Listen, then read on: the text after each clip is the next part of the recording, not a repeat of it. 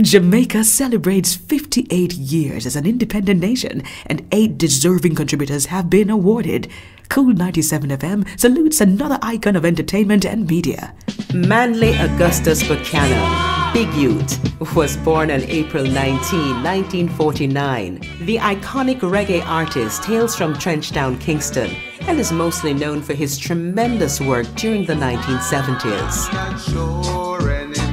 But before starting his musical career, I used to do like mechanic work, you know. I mean, they was building that place, right, called Hilton now, and Skyline, which is Sheraton when we were building it, because we carried it upstairs. I mean, it's the younger one, them call me Youth. I'm stop work now, we're down at Princess Street, and you know, in Matches Lane here, because that's where we grow up. And one day one man said, "Oh, you so big and you name Youth.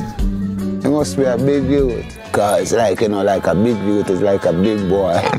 That's where he developed his toasting skills. Well, it happened in a time when there was not much that people were saying. And I think the time was like now, you know, conflicting and confusing.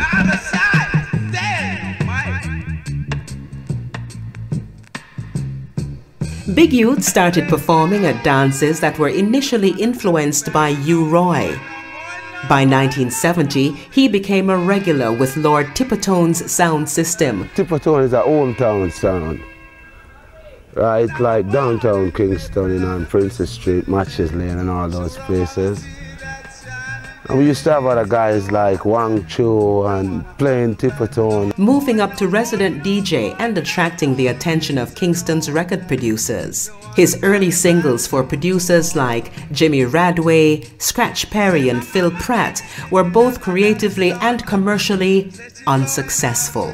But by 1972, he began working with teenage producer Augustus "Gussie" Clark. It all started, Gussie started to come by, we do The Killer for Joe Gibbs, So Stay, Foreman and Fraser.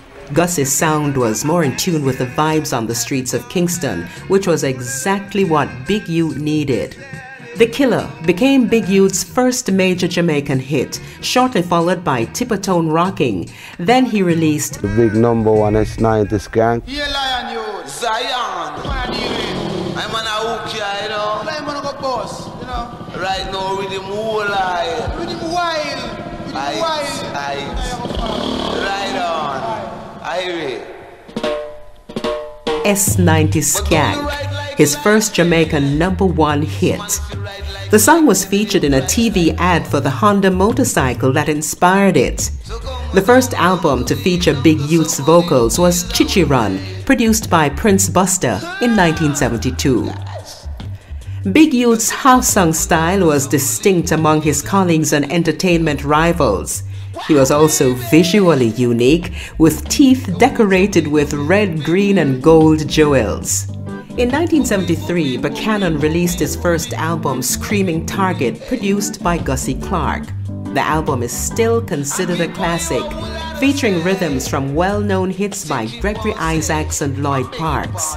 Around this time, Big Youth had 7 singles on the charts all at once, with 4 singles remaining in the top 20 for an entire year.